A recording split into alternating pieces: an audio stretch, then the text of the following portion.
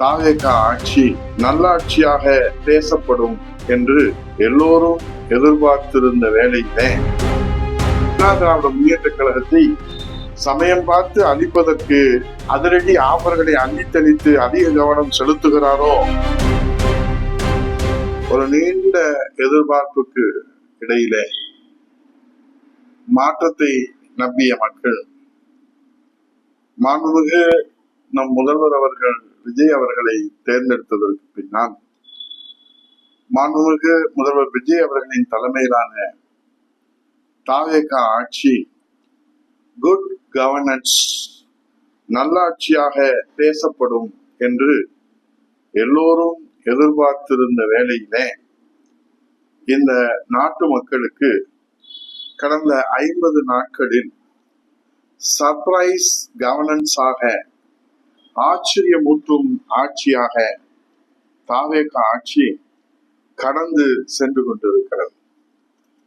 ஏன் இதை இன்றைக்கு விவாதிக்கிறோம் என்றால், மாண்புமிகு நம் முதல்வர் விஜய் அவர்களின் பார்வைக்கு தினந்தோறும் போக வேண்டிய உளவுத்துறை அறிக்கை முதல்வர் விஜய் அவர்களுக்கு போவதற்கு முன்பாகவே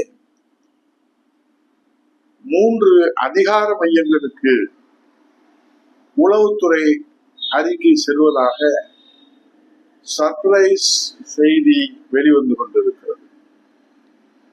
முதல்வர் பார்த்த பிறகுதான் அந்த செய்தி விவாதிக்கப்பட வேண்டும் என்கிற நிலையில 3 அதிகார மையங்கள் உளவுத்துறை அதிகாரியிடத்திலே உளவுத்துறை அறிக்கை குறித்து விவரங்களை கேட்பது உளவுத்துறை அதிகாரிகளுக்கு அதிர்ச்சியை ஏற்படுத்தி இருக்கிறது. சட்ட ரீதியாக உளவுத்துறை அறிக்கையை முதல்வர் பார்வைக்கு செல்லும் முன்பாக வேறு யாரும் பார்க்க கூடாது. இதுதான் மரபாக கடைபிடிக்கப்படுகிறது. முதல்வர் பார்வைக்கு மட்டுமே செல்ல வேண்டிய அறிக்கையை ஜான் ஆரோக்கியசாமி, விஷ்ணு ரெட்டி உள்ளிட்ட அதிகார மையத்திற்கு செல்லும் போது அரசின் ரகசியங்கள் வெளியே கசிய அதிக வாய்ப்பு இருக்கிறது என்பதுதான் மக்களின் கவலையாக இருக்கிறது. மேலும் அரசின் நம்பகத்தன்மை பாதிக்கப்படும் என்கிற சர்ப்ரைஸும் தொடர்ந்து கொண்டே இருக்கிறது. இன்றைக்கு முதல் முயற்சியிலேயே ஆட்சி அதிகாரம் என்று நம்ம முதல்வர் விஜய் அவர்கள் பூரித்து போயிருந்தாலும் பேச வேண்டிய நேரத்தெல்லாம் பேசாமல் மௌனம் காப்பது மக்களுக்கு சர்ப்ரைஸ் தொடர்கிறது. சரி, முதலமைச்சர் தான் இப்படி என்றால் அமைச்சர்கள் அனுபவம் இல்லாதவர்களாக இருந்தாலும் கூட விரைவிலே தங்கள் பண்புகளை வளர்த்துக் கொள்வார்கள் என்று இந்த நாட்டு மக்கள் நம்பினார்கள். ஏன் முதலமைச்சர் விஜய் அவர்களும் நம்பினார்கள். ஆனால் அமைச்சர்கள் தகுதியை வளர்த்துக் கொள்ளாமல் அடாவடியிலே ஈடுபட்டு வருவது மக்களுக்கு கடும் கோபத்தை ஏற்படுத்துவதோடு சர்ப்ரைஸ் கவர்னன்ஸின் சர்ப்ரைஸ் தொடர்ந்து கொண்டே இருக்கிறது. பொது இடத்திலே வெளிப்படையாக போதை பவுடரை பயன்படுத்தியதாக அமைச்சர் கில்லி சரத் அவர் மீதான அந்த நடவடிக்கை சர்ப்ரைஸாக தொடர்கிறது. விருதுநகரை சேர்ந்த பெண் அமைச்சர்கள் மாண்புமிகு கீர்த்தனா, மாண்புமிகு ஜெகதீஸ்வரி அவர்கள் யார் பெரியவர்கள் என்ற ஈகோ உச்சத்திலே இருவரின் நடவடிக்கைகளிலே சர்ப்ரைஸ் தொடர்கிறது. மணல் கும்பலுடன் தொடர்பில் இருக்கும் அமைச்சர் பிரபுவின் நடவடிக்கையை சர்ப்ரைஸ் தொடர்கிறது.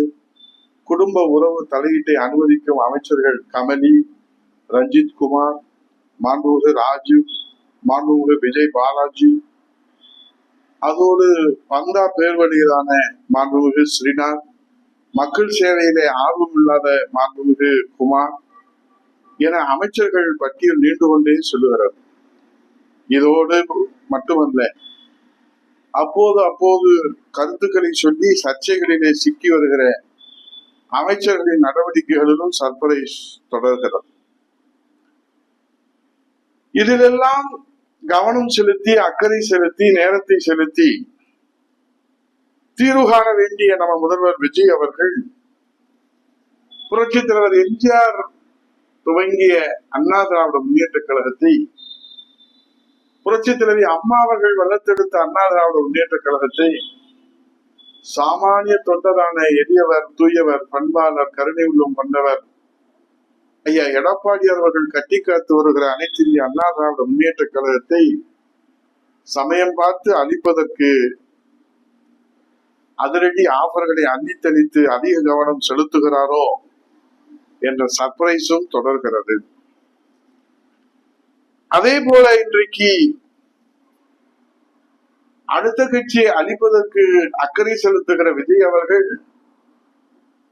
தன் ஆட்சியிலே சட்டம் ஒழுங்கு சீரழிவு, பெண்கள் பாதுகாப்பு கேள்விக்குறி, போதைப் பொருள் நடமாட்டம் தலைவிரித்து ஆடுகிறது, மின்வெட்டு பிரச்சனையே இல்லாத நாளே இல்லை, இல்லாத ஊரே இல்லை என்ற ஒரு நிலை இன்றைக்கு மிகப்பெரிய விஸ்வரூபம் எடுத்திருக்கிற பிரச்சனைகளை பற்றியெல்லாம் கொஞ்சமும் அலட்டி கொள்ளாமல், அப்படி ஒரு பிரச்சனையே தமிழ்நாட்டில் இல்லை என்பதை உடன்மொழி மூலம் தெரிவிக்கின்ற நம்ம முதல்வர் விஜய் அவர்களுடைய தலைமையிலான தாவேக ஆட்சி மொத்தத்திலே குட் கவர்னன்ஸை தருவேன் என்று சொன்ன விஜய் அவர்கள் இப்போது தமிழ்நாட்டு மக்களுக்கு சர்ப்ரைஸ் கவர்னன்ஸை தந்து கொண்டிருக்கிறார்கள்.